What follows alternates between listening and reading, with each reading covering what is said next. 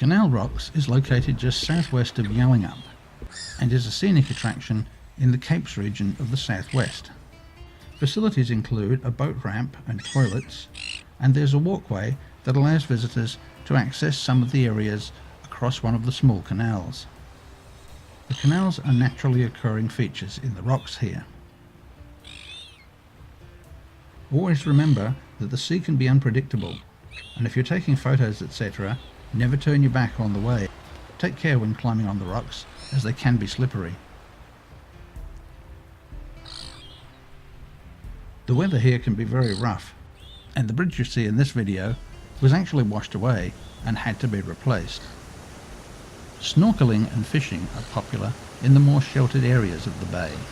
This attraction is on the Cape to Cape walking trail and is a popular stop-off for those undertaking the walk.